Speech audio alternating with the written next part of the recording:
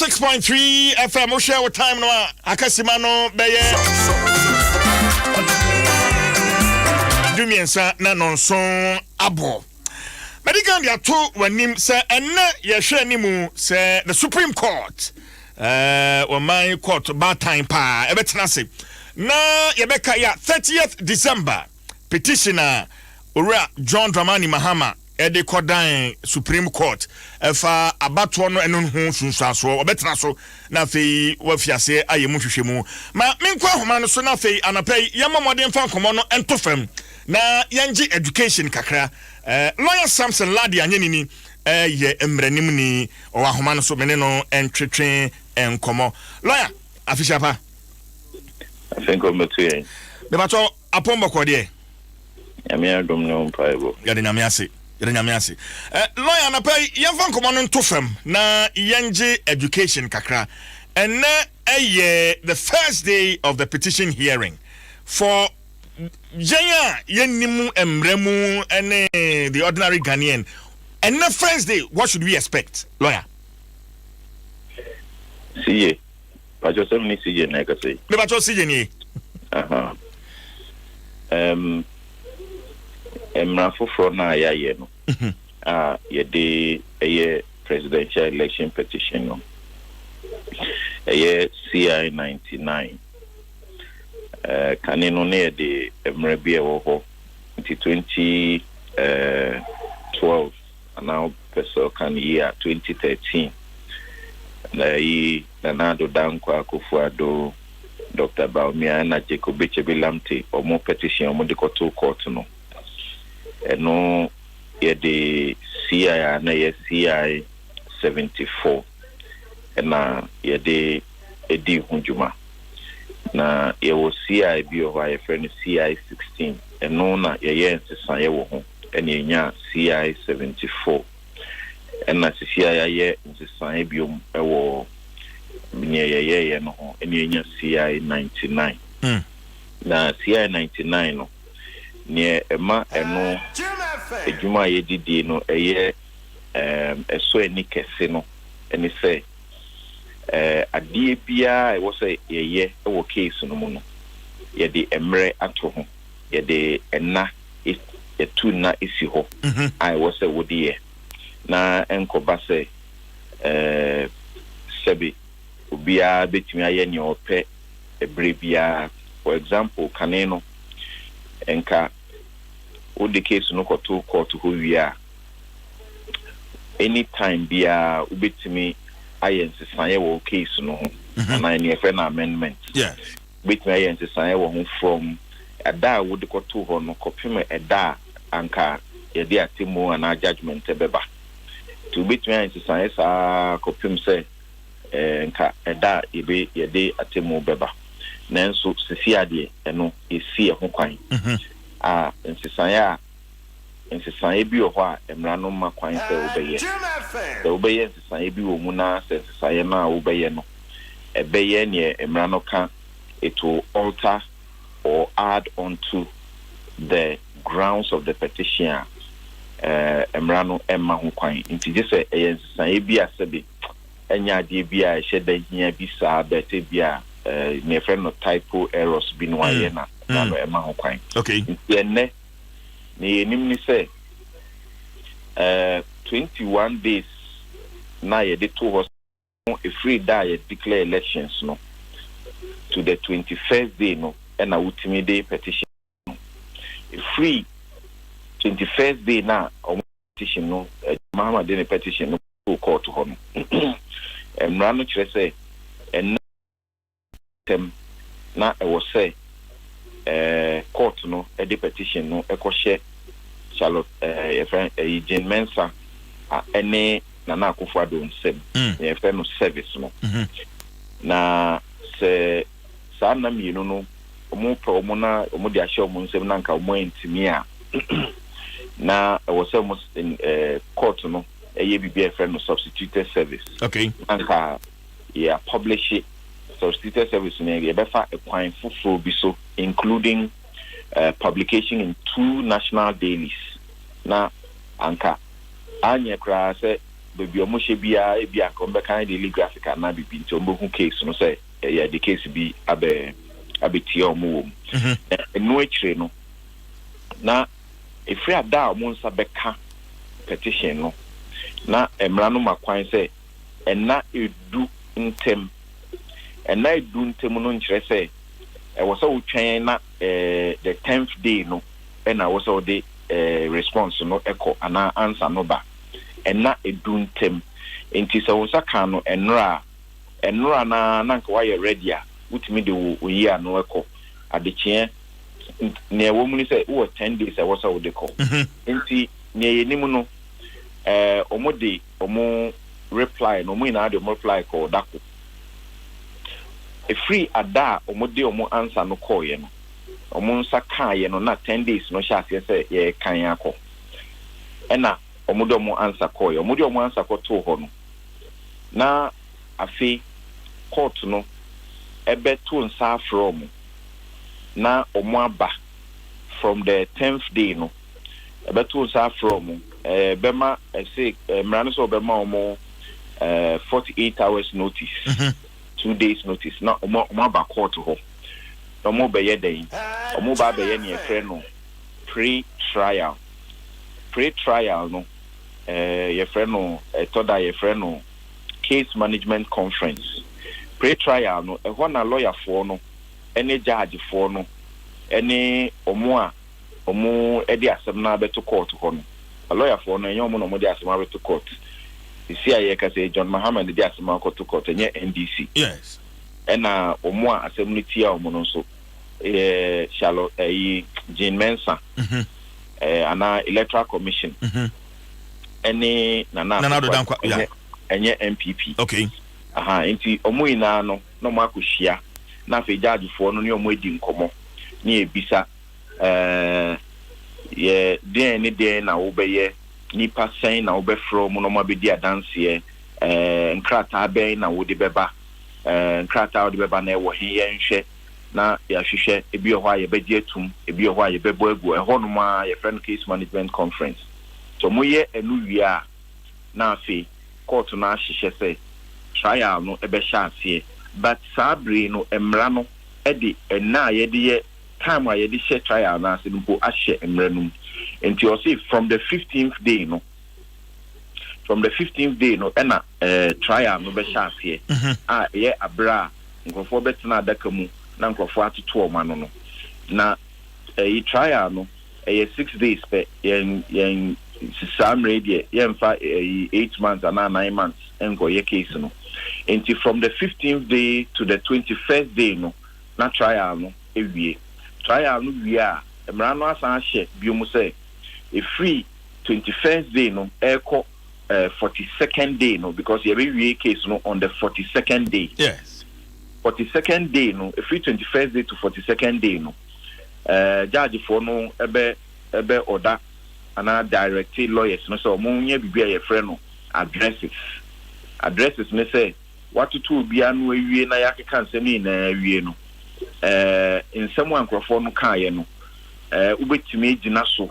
na wo gina mmara bi so e de aka wa asɛm bi a kyerɛ sɛ in America mo frɛ no closing arguments they say mene CJ ene edi atena adakam ane atoto ya no me ba court no be kan say CJ oye bibia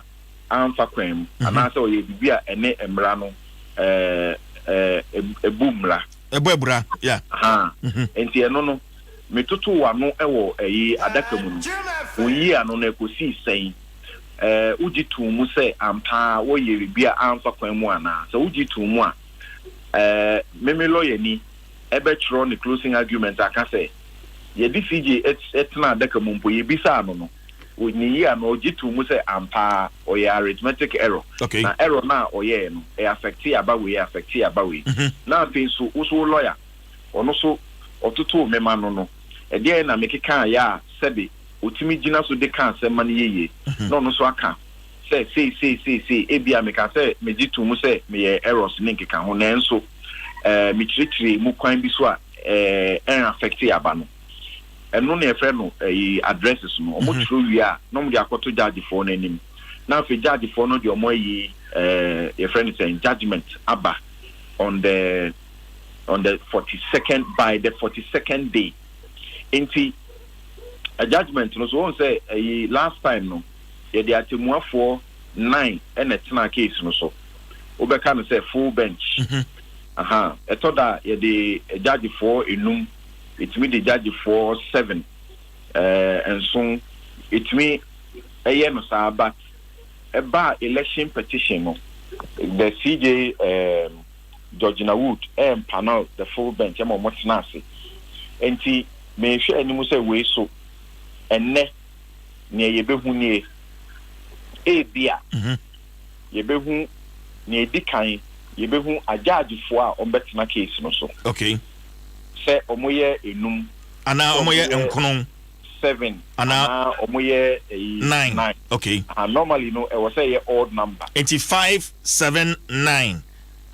okay say odd number because omu wi sabi almost so according to voting and ekobem according to voting me can say voting and let me make it first example no me can 9 no we share last judgment na 2013 judgment na judge bia etro ni opinion ana etro the decision enti ofa sa judgment ni sisi a ubehu so obia woni o kan ye etoda emprempi no ye court na edi asem no wie wo Supreme Court a ana even Court of Appeal omu ye miensa ena tina case no so omu di wie a emprempi no bo say nipa baako ena etro ne numu asem na ne omu aka no omu ina afo aso say oh mepene so this baako bi ana mienu bi a omu ne saa ne otro opinion no ana leader you know omu ne nya adwen no ena omu be tro an opposing view enti but election petition ni dey yema obia tro ne dey enkoba say obeka say oh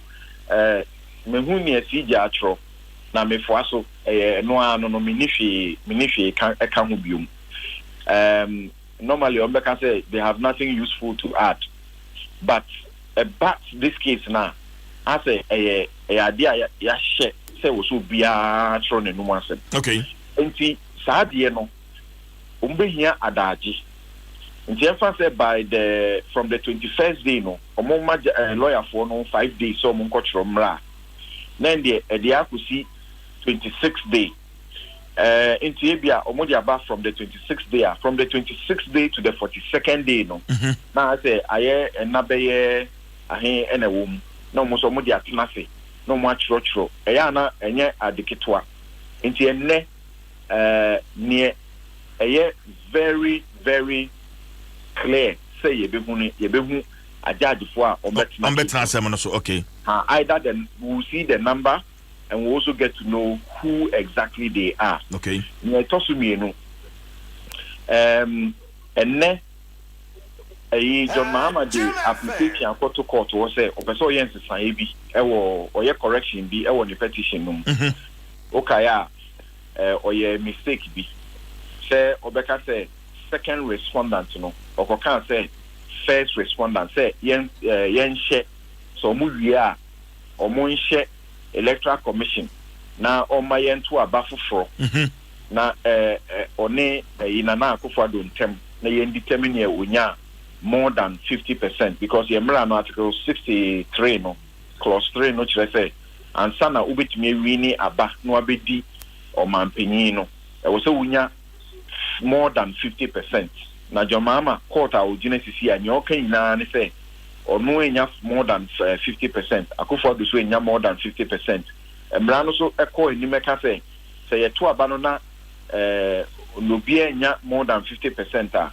nipa mienu a omunya aba no mu dodo no omo na e wo say ye san to aba biom wo mo so a ye frɛ no runoff nti okoka say yenhye easy na onye runoff between ono ene akofo Adom no ena no na no kofum ye no kotro say yenye runoff between ono ene easy electoral commission yeah nti eno opeto ye nsisan nti ene no obemuvu sa motion no na ya ti say Nana Akufo-Addo ne lawyer for so say almost ombe argue against the motion because omumpene so say yebema omukwan momaya amendment no eno de mean to nka ho asem enti bia yebehu ne yebekọ akosi okay but ne adisia e wo say yema obi anya no say emra no say ade a yema wo kwan ma umbe yensa ye wo petition no mu no eni say yema wo nye nsesa ya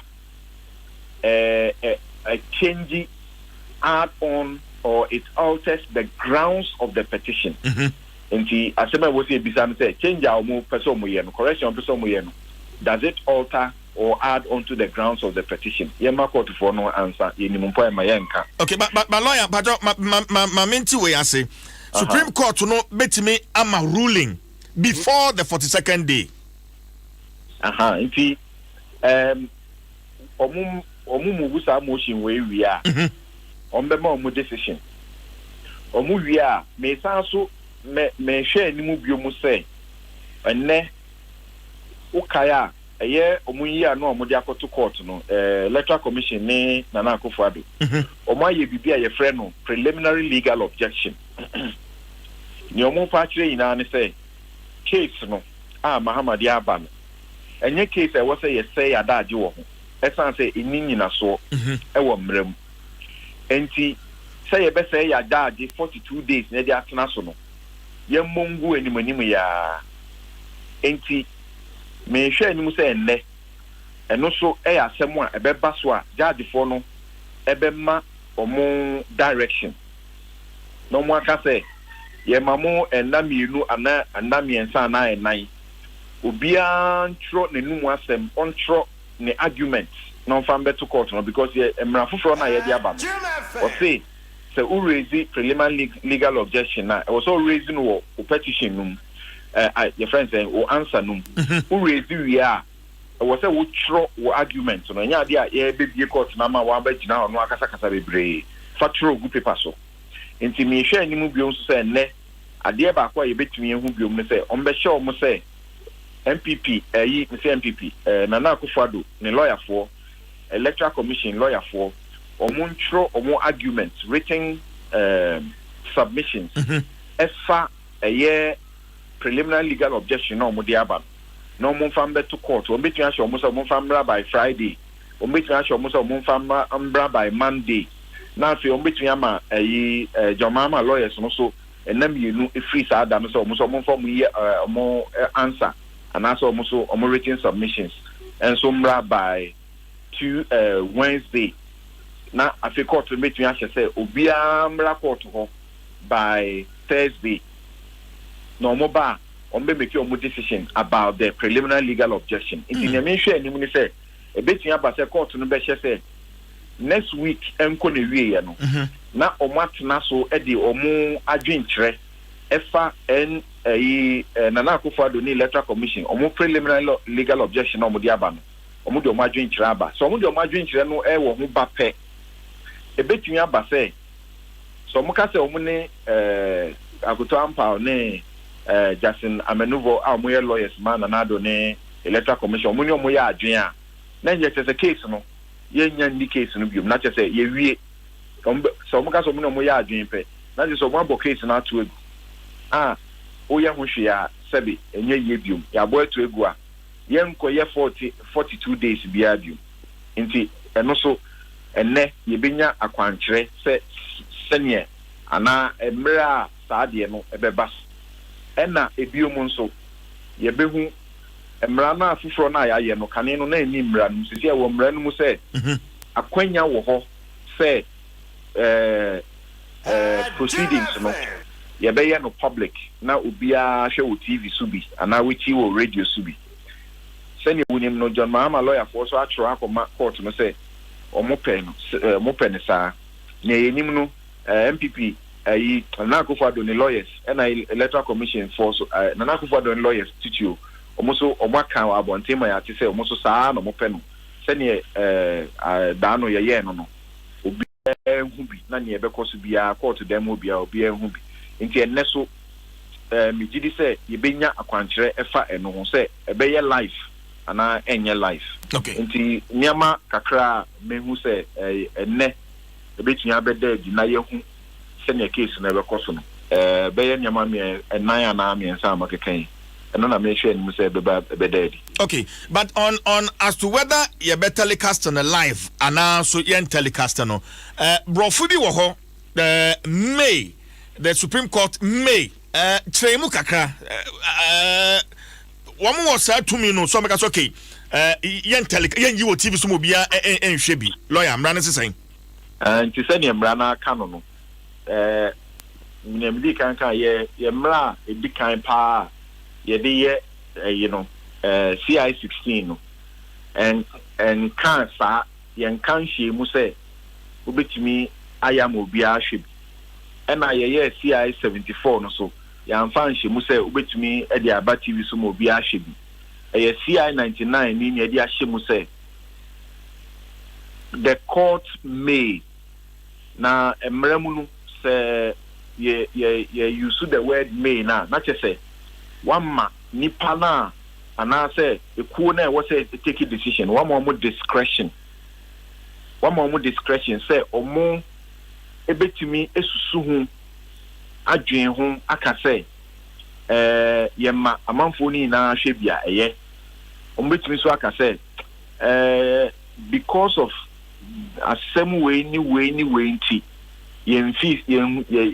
say enya ade a we say yema ye na eda abontin sa. Okay, it's not say court no betimi decide say there be way there yen yi mo bia ahwe bi ana so ye be yi mo bia ahwe bi I na make no ti may no actually say discretionary among option and ko kan shala and then not say yen che omun ti mi en cry kan say ye ma ye omun ni hu hwe kan but way there I am may no omu hu bibi kan bet me say send ye nimu no we ade a ombeka say omomma omonye na obi a hwe bi because omwan kasa no e ade a ebebo omo because election petition there efa president hu there wan ko hwa anya akoka say wakotina kokuro mu na waye bibia emfa kwan mu so mani pani na hu bia na ye hwe bia ebeboa.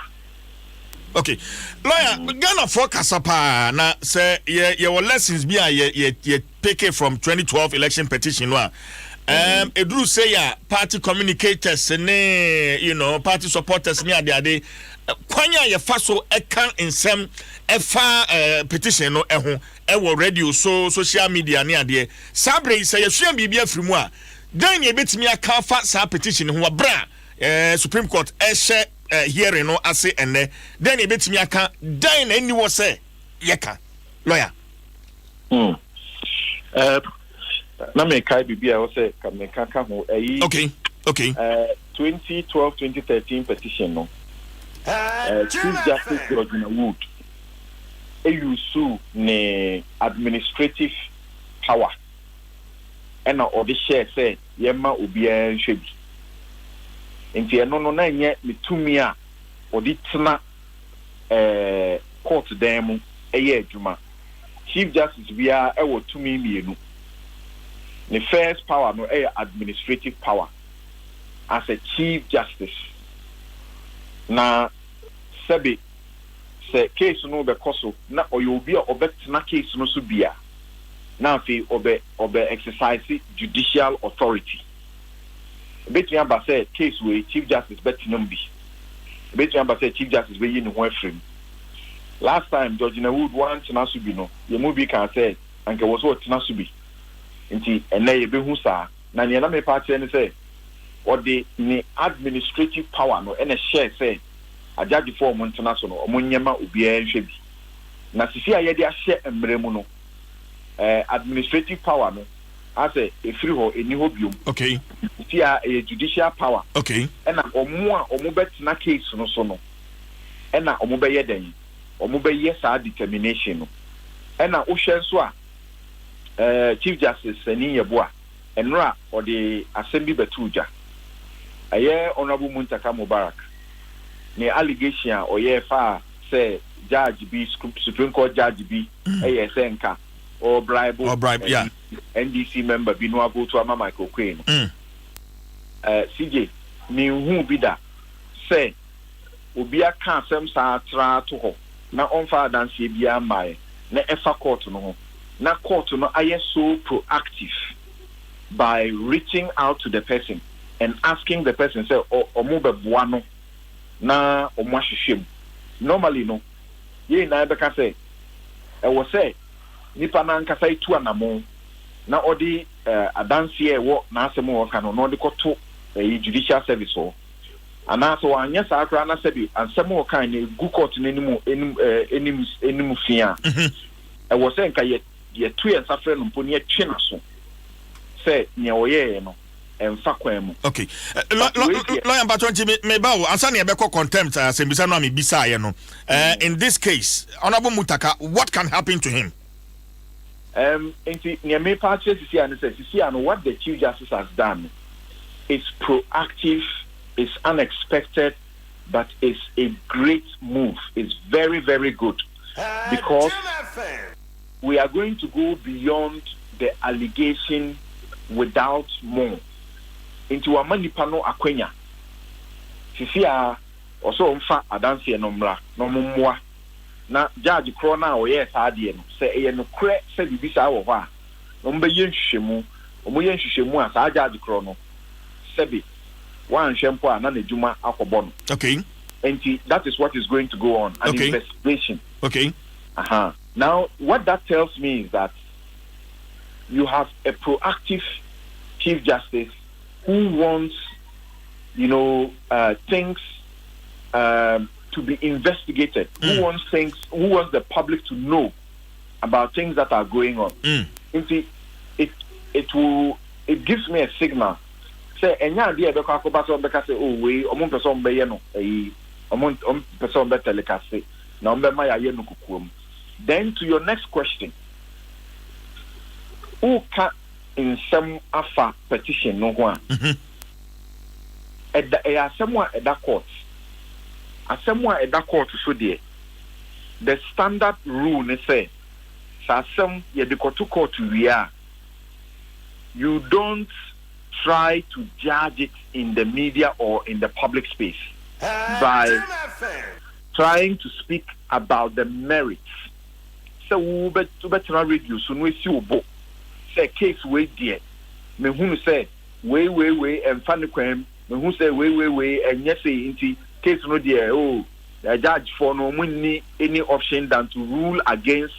to rule against John Mahama or to rule against Nana Akufo-Addo. O ye na sa na sebe o ko contempt ho. Senior usu udi kan won say ye hu nkrofo bi o ma sha se keka nsem po a sabre ye nimu judge for betena case no so. Entu nkrofo bi a sha se kasa a judge for no ombe ye say o ki ye sa nyama na sebe in fact, lawyer Yatibia obi kura ka say some particular judge we there say oba panel no so a enya dia ye beti ase. We've heard some of these commentaries. Say ukoka bibi say wunim say obeye say wunim say judge we beye say wunim say case no kwan we so no be fa so aye na ukokeka nsem a na na make we enhye danche biasa ye hu ne course sebe madam for nyamenfa ninkwan nsie ni krantie Sir John onumpo ye lawyer ni na no kofomo ye Samuel Wukuno mo your friend is saying Ken Crunch no mo eko kan bibia ora to be gan so ko kan bi ma fei okojina adaka mu no opacha I'm a poor boy from Binduri. exactly omko kan kwa nsem bia na emfa kwam Emma ye de omuko jina Supreme Court homa ye slapo omu with contempt ne mimi hu ne say esan say enu edikan aba na ewo say ye nya ho sua hu no bi no say wan fa ho sua hu no na ukoso ye ne emrama kwan say obeya wan hwa omomre no a ye ma omuti a sika kitua bi ana ye ma omuko da ye fiase na na wotwepe anase saa no wan hwa saa brede uko ye bibia emfa kwan mu a fan hwe na wo koda afiase be ye ayi bosome ne ne wo ho enti e wo se ye na ye ya hwe yi eni kwan se ye pray ho emra ma ye kwan se ye betimi educate ho nkomo e san se case we no eye you can case a public interest we etwemukra enti because of that you can't stop anybody from running some commentary about it but the commentary must be guided me who say party groups NDC NPP ubehwe na omu a sabi omu nim emla munnim sene emra kwanso ye dinyama faso some of them share arrogance and ignorance mu spill ewo media o man hwe ni ya we ye du ko gina ho a party bia ntwin betwitwanjo ye du ko gina ho a afesu ye du ko to efiase a ya convict criminally ya convict say wo no sabi man hwe adachi ebe hawo say amo akoda efiase enti ye na ye nya hwe ye hwe ajagefo no sebe jagefo mu ye nipa nanso ye nimu no president to me appointed judge but or appointed judge no we are esan say we need to me wo judge no so biem no we need to me so de be judge na free na djumam wo de be pam na free na djumam enti esan say constitution no protect you with the tenure no and then more independence no omutumi ye ne omope me ka ne omopa na me kire ne emra no omutumi use mra no in a way without thinking about whoever's ox is God omu be ye omodwuma na omu san na omu san say they would dispense justice without favor. They would dispense justice without ill will or motive. They would dispense justice, boldly.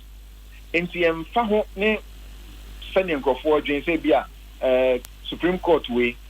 say bia Akufo-Addo appointed judge for bebre. Question was e bisa bi omo so ne say e ba ne sen e no appointed judge for bebre. Ono an etena ho ena ofri nipa mu ka so appointed judge ana say emra kwan so no ofadi tu sa na mo no enim say emra kwan so ajagefo edu retirement ajagefo edu retirement omu free ho no na wo say appointed fufuro ekoshe ho appointed fufuro akoshe ho so a ye wo eye council bia edi ebeye nominations no na eyi na din bi akoto nanim omo na omo didi nu ekoto president emimaka se kwan abeda ho na we ni no se fata enti hwe na appoint omo appoint wi a ye nim so omo ko parliament for vetting and nkeka ho enti parliament so empene so a they are supposed to disappoint them not to approve them enti ye kasa nya hweye kakra nya hweye kakra but ye case no wie na judge bi e de emra no enimu atwitwi fomu a ye na ye behu na se ye case no wie na judgment no ba na obi afa kwan boni bi so na ye wo adanse a emra ma ye kwan se sa nipa no ye kan ye wo se ye kan emfa ho se onumpo so be chief justice numpo a emfa ho se oye be chief justice ne wo se omamba bia itimi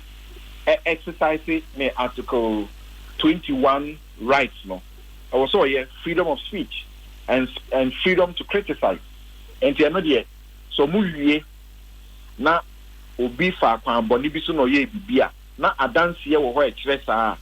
we are at liberty to criticize okay. Judgment no so beba okay when the judgment comes the judgment is subjected to public scrutiny and criticism. And the Supreme Court can say criticisms, however rambunctious, and found any criticism no CJ may criticize on and found it send a missia canon and a bemo with the court no say and found it send a besia ayeno emra ema ho kwan. Okay. Then so we should always be tempered and measured.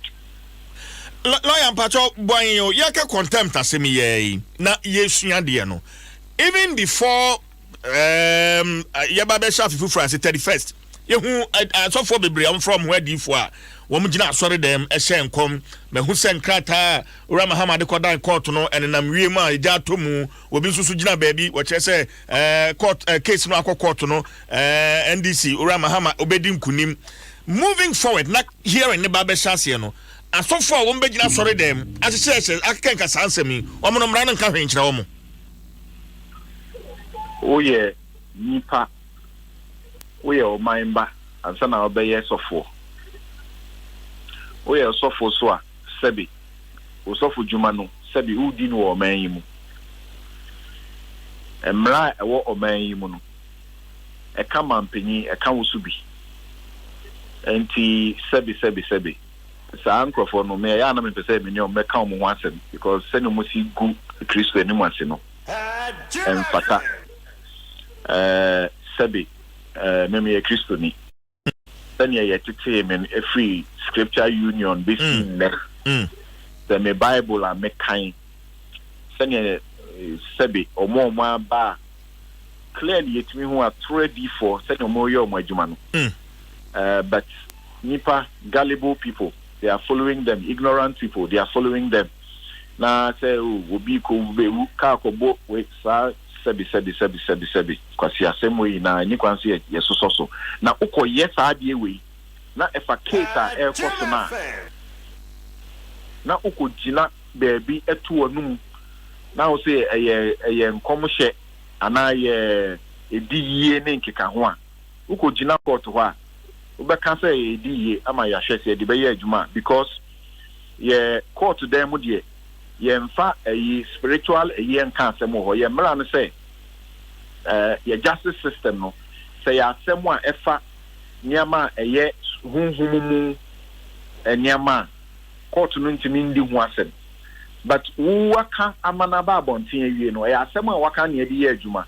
bebi a wote ya wode be obeka ye no court no mfa nye adwuma so obeka say hwan na ka kire wo se sunsumu wiase okọ owura sunsumu wiase na okomuni ehode court no ntie ne hia court no ne se waka wie no ne yete no eno ne de kan asem anya bebi a wokote free ye ena wo so na wo kan ye nti se ede na wo ejina so ena epusu na wo kan ya ye de wo koto efiase a na se bi adekro no abe chichajo sebe se za tumi no so ubetumi ama sa tumi no edi adwuma wo judge no ho a judge no mo ho a eno so na wa bo modern apart from that no yankofa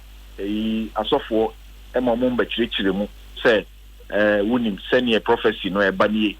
se unya trans so a eba se debi eno de ho fa enti obia ye ina ye hemra ba ko ase election na eba so no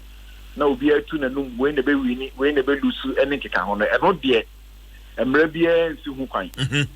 emra bia nsi hu kwan lawyer tinate say ne o makeka atwam no anya de court betimi aside one for contempt no makeka on 31st no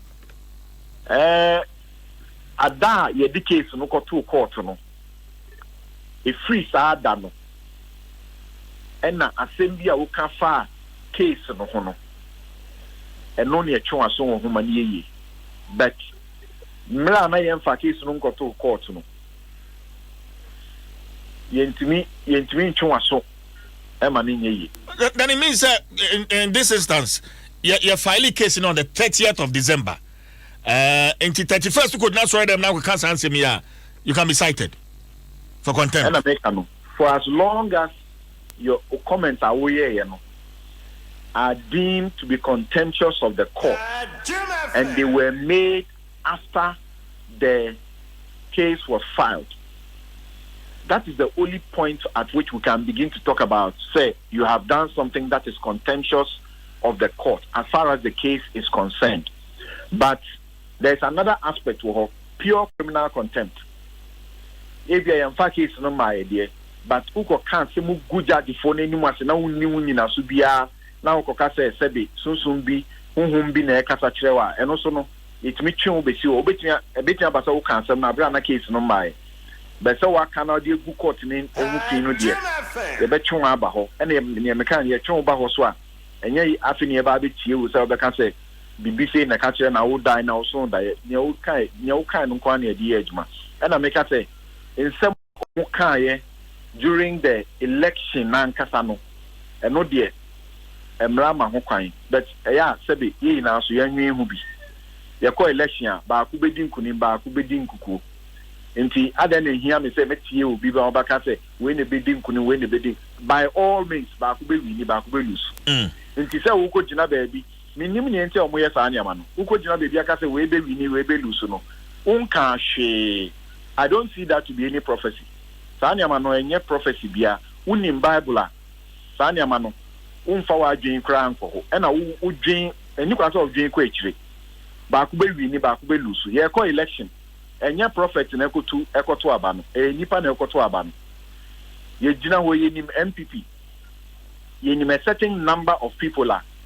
ye ekoto aba bia ombeto aba ma MPP ye nim a certain approximate number of people la ye ekoto aba bia ombeto ama NDC enti sa wo ko gina wa ka say we ne be win we be there na wo kan wan ka hwe e na obi so ka sa me hu sa nipa no say sebi oye D4 onya di ye bia na oni bi o ye nti tanya man ye nsembunu enye ndo motimpo GJA Journalist of the Year. Lawyer, we you too much. Lawyer, we you too much. Mini CJ na ka ni how bia. Bye bye. Lawyer Samson Ladi ani ni na me no achche en komo no Ghana. Every about try Adom Atnase. Mekuya. See. So I feel better law no ase. Ebo Because mean pa. Dem parking can be brisa. Park with Jabi place and from Metete my brabo. For you for your hasi and can say what him saying. And I pay lawyer my education pa. And near many been a woman no more. Nipa nim. And I wouldn't so no excuse. And internet thought there was a one no ignorance of the law is no excuse. It's was all to one no ika won some beer and sesa wo ka and near me be and was a way. Is that as of one day no cry what you try to run and me saying as of one back at you say whom more some na de ko na mani no whom more some who we are saying and a lawyer actually muno say udru court ha by phone lawyer e hono mo yenka whom asem anya ne sa bebe me nwanwa si je onim ebe me nwanwa pa se afi sa court case we obi be san be kan asem bi ne ye de ne be ko bi mu 2013 dia no yensia hwe yenfiri mu ebe me nwanwa 20 na nye easy 2013 dia no na be ma katachi wojina bakam ayu fa video no edaso Lawyer Philip Addison is here na Facebook. Join your Facebook. What I say? See, you be who hopes na do is here. Uni send you hopes in sikasa. Na to biga so uni send you sikasa. Be ma bia ira. Sir John send you sikasa. Wafo. Kan kranche send you sikasa. Wafo. Send nipa we kra de no ntimi mpaja ni ti o atu biga. Na nsa gu na chi. E wo ma na o de abegu na nim. Sir John of all people, Sir John or a lawyer. Sorry, I also be a new bia. Who could do on more? Send justice here to begin at Tuguba a big boom. And what can I say? You see your size. Who do on more? I see depending to say creature mansa. Depending a two coco gina on more. No, what to Samra, then near Yam Pianoa, a ya water. One casa procedure. 2013, and I'm going to 2012 election. NSC yeah no Facebook no na hope say dear na no me I'm just a poor boy from Binduri na no ni me na make say hey hope say anyini say aye dwene nko afiri ni ti so besi na body say ba bia oh no ya branty see him he was that nice guy from Atiavi. Good morning to you Ora hope say you be adoye Good morning to you. Papa V.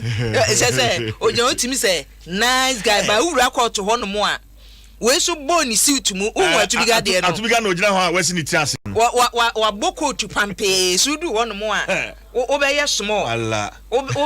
say, eti ye sije ye hwe ye. Yen kasa yem. Yen ne yo because sometimes ye mu bi wo ho no mo a microphone no be si anim ana yete ye fie ne fa phone ne say ye fra eya ja ye wire fie ho say we are talking to nipa do yenya data we phone so na ye share bibi wo social media eno so kra si etumchi wo social media wo so ka ho etu de ekona kwotro na da wo mpam ye screenshot na fe ye chiresi abehu esi je na de to ho a we do court ho no na ya project screenshot nsem na ho kan Facebook no na eda projector so ho uni obra na eda ho na tuiga see your brother fear botos do kan be fa ho adi ba ka different one e fa court ho a ende wo nkan fa ho ni na CJ na so nsam aba o ensama bana ene yem fa ho aseda no Emma Bell Chapman na fe Vodafone the future is exciting ready na fe agbeve herbal wa yaresa efie na bia CJ ye o de matiefo en na ho na mo de mo hwe samfo yi wo mo hwe mo ayu enyi e fan kaka ye ho enyi firi wo me ye kaka ye ho nsem because me na ene Daily Graphic Coffee be 2012 petition hearing no voices ni be mami atubiga mu de ni ade be pay mami ye mu bobi nchu mon kaka ye ho CJ un say wo the one krata hudo num no e toda editorial wom ena ebi mo so especially Daily Graphic for makwan opinions ni we na man for true ena me pese me hwe ho no mo kakra because ensamo a Timothy Nangbe wa tro dia bamu no edika what saying wo ba krata fa du Daily Graphic na Timothy say wo wade sadie bi ode to mampanim wa ma ensem mienu nipa group of people bi a say yenya won ewo yamanyosemu ni edikan no wo say ye from lobbyist professional lobbyist enka minim say ye wo professional minim say no ye kwa school Legon say UPS o say kepo so de ye hwehwe ko no mo yes ye woni pa bi a ye fra won say professional lobbyist abonu mu aba ani ye wo foforo bi so wo ho no mu a ye fra won short collars gwagubu ahia betwa mu ade no so ho oh mini amunya no hopsi na aba no hopsi so asiniti ase munya gwagubu say odwene ne ho akwaya galamse adwuma na wie wonya resumi enti munya na odwene ne ho kakra obeba wo maaye na CJ professional lobbyist no ni Timothy kan say wan say nka ye hwe animu a say nka by ne de na mampani de ministers on wo be ye adwuma no din atudwa eso wan say maaye ye nya ye so by the close of today ne broshu ye asata no na dwokra na ye hwe animu say obi ti say na chese ebi ti say din bia betodwa say ke ni akwai press conference mampani ye da say yes wabodin ebi so kura na ye moye amanfo de da say na the one kata yi say omo yes adwuma no omo yes adwuma no oma hyeda chi ni omo ho pa say so omo koma mpani akachi a ka so omo play no edikan emma ye hia ma wom ni atusu mienu yenya Kristo ni e wose yenya muslimu ni wobi so kokodu ho no a na se we fira sante e wose yenya bunu wom ni yenya oti region ni ebenya western north so wom eti mampani ade a wa ye wu nsa ase eastern region for doso yibi na fa we behiem na sa adwuma na wo mo ye no se nko mo dwene wo man ne ho kane anken hadwen sa nipa ni bi wo ho no e contract no wagye CJ wonim sa woni e purpose no wo bitumi kukuru sika fie wura so amemu ade koma nipa no a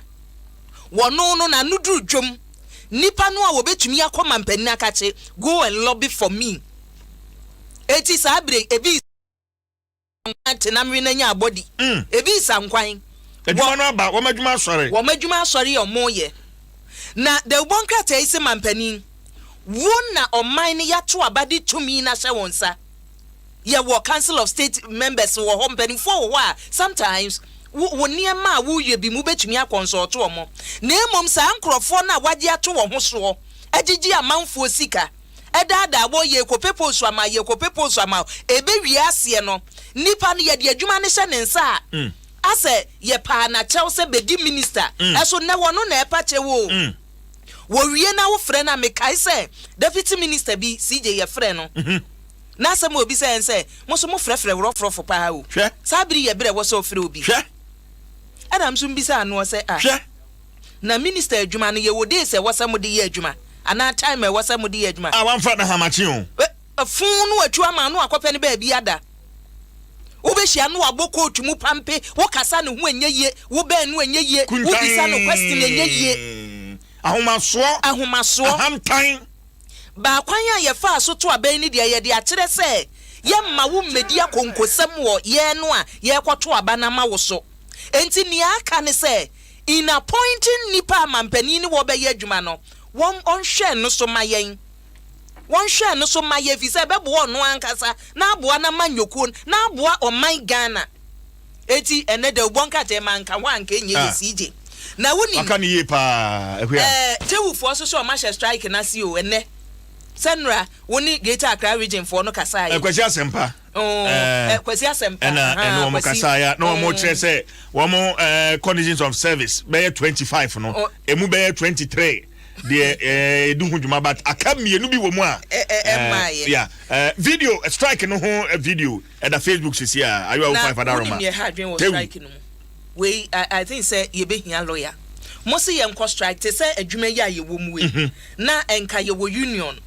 na union no ese ye nko strike na wo si je wo hwe be bi e wo fire fienye me so me hwe mi firi na me si enkrofo ye de omu ye se ba si me ka see secondary school near say ye koye demo no mba me yasensan ya fe nipa no ono de paper ni chi ani dinim ndi say na dinim yeso ya hwe you see chewufu ya mo se mo ko strike no mo declare strike nationwide ko bi be ko obi nko wo mo so ma sa task force wo mo hwe se wo bia de no ba jim schools mu no mo nko na wo awunnim na wo ye tewu member na be kwadwuma no wo be jo ho de na na se wo mu o Facebook kwa CJ wo ma boko jam wo mu gina ho wo mo se wo nim na wo ye tewu member na wo be si adwuma mbedi pa wo bebre montemas mbedi ka ho ni me fie nye eni o ka group we mu de a wo ye security a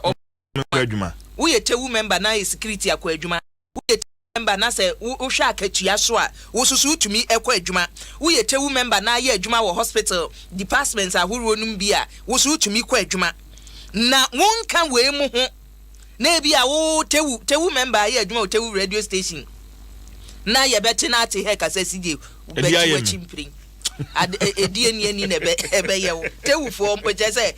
omo na aboko jam se omo ani abre ana ni etwa to wo daily graphic ma me de etwa to wo no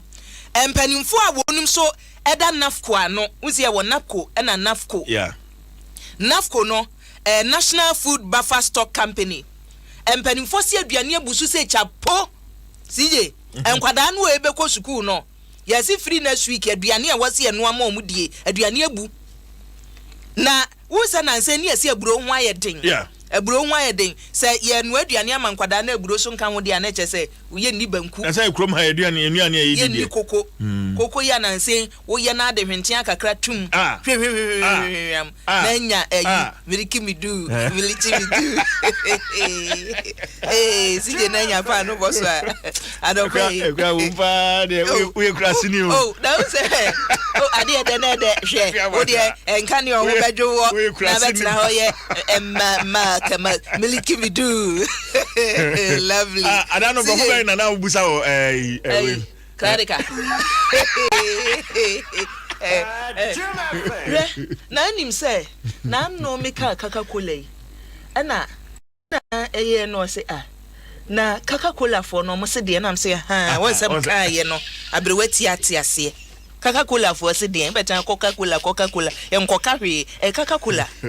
Ghana, no. Na CJ, Nafco for say, ye bro no mudi bebre gu ho no mo. Emu bebre gu ho. Atoko bebre gu ho. Enuane ankwada ni bedie no. Wom se aye krado. Eti bosome dodo ampanimfo ahye se nkwada ni bedi wo school num no. Aduane abuso.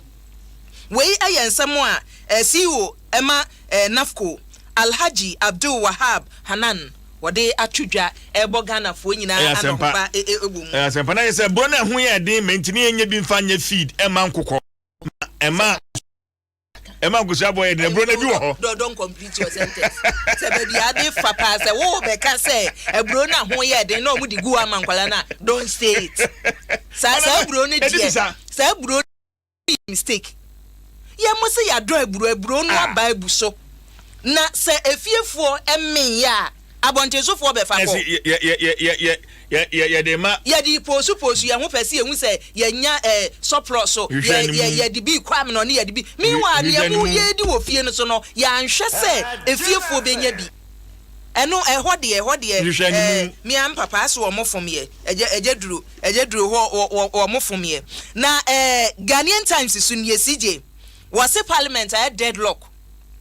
brofo deadlock no let's say ayiri kan ye ntumi sipo ye ntumi sane poso eso nnu anwumre ne ba ye ne de so wo hwe wonmunyamfo Andrew Sesiama moako ne letter wo de ba ye no a wahu ne mpanimfo no kan ye ne say on ntumi nkasa wa joy MPP amanyokuo no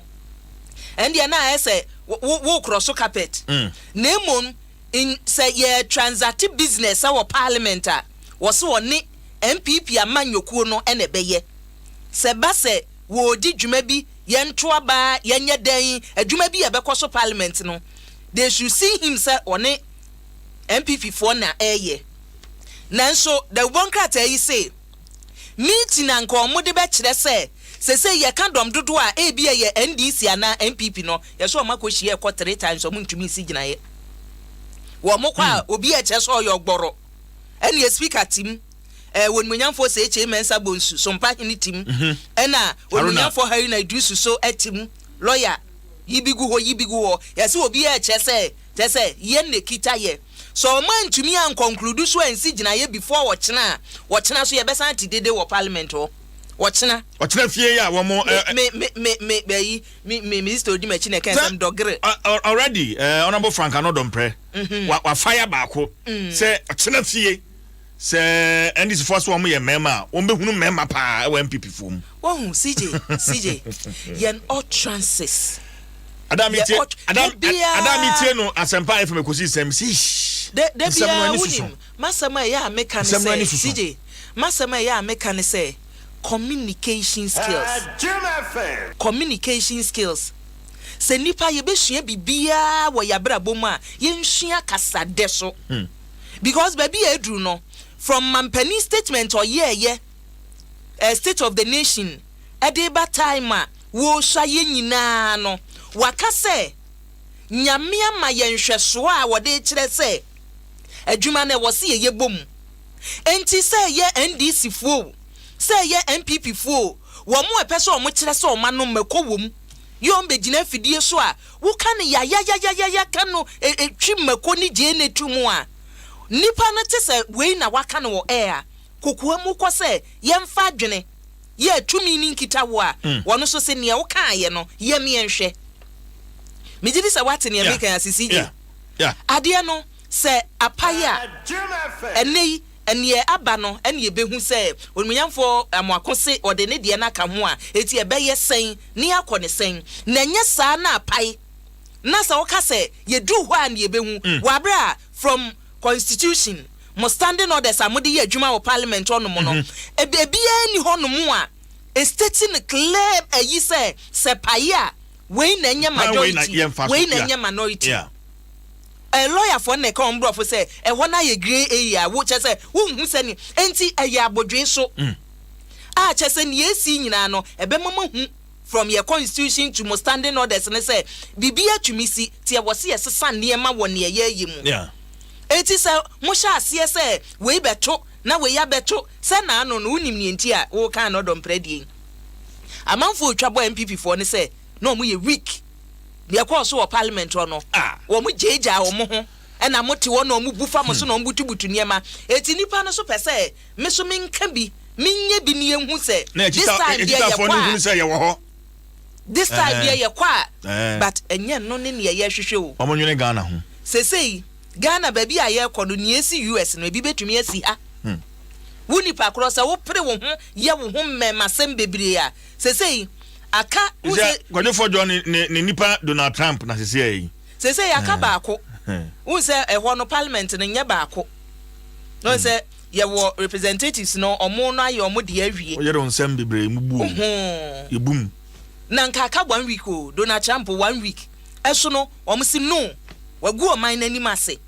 eti ne yesese ye no sese wo mo ye wi a untumi hold public office bia eniema e wo se wunya nyina asa mampani wabedi mampani ne wo se wunya nyina no wunya abo baby e keka ko no so de waji wani so eti CJ ye hwe ne ekena ebesi e wo omayimra hyebadwam hwe papa yi papa we why Professor Kenatifa Professor Kenatifa identification authority was it a million cars no cars no 3.9 million egu ho no amanfo meje adwuma na nkasa ne sesei no wahu won hye press conference Professor Kenatifa won ye press conference no wa maye hu se adwuma no a Ghana fo mo de hye mensa no Ghana fo ne de adwuma ne hye ne nsa o nanka on behalf of Ghana fo nyina na mampani bondi na de adwuma ne hye ne nsa ye sha asie sei ya kwa akosi sei etie bia ni aka nie hwesa papa ye ntumi anye sa adwuma ye si ye wakuyen cats no 3 million no o se cats na egu he na Ghana fo nkonkoje sesei egu he jese ono a eba be kire ba bi kuregu sije eniema ni bi wo hono mo a ye westi o man ni sika we ka ho ampresen na national id ye ho adwuma sije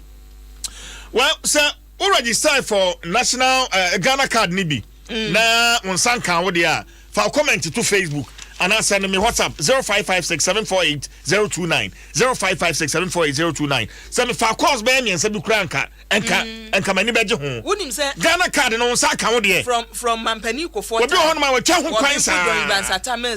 ya besi sabri ye ntumi nya card no ka ye bo ho ye kaketo a ye betumi asolve o mayi problems bebre so a sa data collection ye data no ho adwuma na ye hia sa ye ya de ane ene twoka wonim se voters ID wo de ko bank asese wo monye new one ye tumi di ato aba no na anu mi kodu banka mayi card di ato lady ne say madam we don't accept this na am say dear brofo na aka katwi namte wo se monye wo se ya menye na am say adan ne anye wo se ai ye eniema wo se ye nyanwie ye ade no so makwoto santen card ye no bosume ben voters ID card ye no bosume ben and up to date ye ntumi nya ne be ye nwanti voters ID no ekita ye kwa ene ye de namo we so no ye besa so ho saa ena momeje ena ye nwie ye ena ebedu ba bi no se nyame anya adom ena abansa kira ba ya enka adwuma yi a wo ye no ke ye bogos katonsuom omo ani omo tem katonsuom eti Professor Kenatifa mi hu adwuma no ne wo ye na ye hu ne ye ho na abasobode beba na ba na ese de ne wo ye ne ye hu so ye hu so na wonim se ye bo nipa maako nsia amanyofo mansia ya wawura parliament okay tu chere se na ne papa no eye politician na ne baba mam na ne baba ene ye kasai o mrase bejefi wono so awura mu bi emma wom top politicians ma first example I met me ama the late former president Jerry John Rawlings and then neba Senator Rawlings mrase bejefi parliament ana meboa okay ɛna Kwame Nabatels so ne bɛyi Sheila Battles ɔno so sɛ ne wɔno so awuram ɛna former vice president Aliu Mahama ɔno so ɛnɛ ne ba ɛwɔ ma hyɛ bɛgye fie ɛna Owura Victor Newman wadwen yɛ adwuma wadwen ka wadwen yɛ adwuma ɔno so ɛnɛ ne baba ɛwɔ ma hyɛ bɛgye fie ɛna why bio da ko Newman so wɔ hɔ ɛne ɛwɔ Ahmed Ramadan sɛ wokae papa yi yes Samira brother no on so almost papa no politician yeah edu papa no de ne ma no kai minim say ya ye ebu ne edwon ne ma no politicians wom un say ba ku yo wonad mo ise ono na Abu Ramadan on so Kenya no ekoyi ma no ntu wa yedi ebi se na nu ti obi na nu me frɛ to obi na nu me be to from ti se o kasa ro from also ne brother wo honomo ya kyese enne se unya de ubonkrata yi bia ubehu sa nipa mekan eye the ubonkrata the dispatch na ahyase wo dispatch ebusa nkonta nyina wo de aba edin ene edin no ne sa nipa nyina obi amfonyin da ha sei enne unya dispatch na wo kan bia ubehu wo mo papa mo wo mo maame mo ebe ya amanyosem a enne wo mo so eba beto aso no ni nyina ewu mende sija abubo bi na anuafo no so a for the first time maame baako papa baako emma wo mo so area parliament no abu ne dwon de gina pause wo mo so ewo ho no mo ya chese wutia John say abu niema na ekita no de be ye campaign no na nya niema keto oba no constituency wan ko be ha no to record dance sai ya ho no ye ka record dance ate ase hwe ukọ kentampo ya ho no mo a ukọ kentampo ya ho no mo a ye bo jams edru say ye donji no donji ni ye den mama terms na ye na obi na be bo jams no de be ba sa record dance no etu ode ba ne ye bo na CJ wudin nim nya wo na wo freye na ye be hwe na obi maestro abegina mu na wo sa hey duba shega ntaka hey to free baby e wugina no o na wo se wugina me bo asum bia na bugasi na wo so twon ho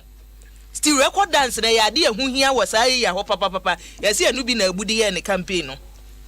etu hu area bia ne dynamics na se ne wo hu terrain bia ne strategy de ko ho John so ko ka kire o mo se anase ma ye kwan na o mo se hwe kwan no kura de o de aha ye na guess ne fa so ko Agua kwa try Adom. Adom no di the brankata no. Na poso ede abre no.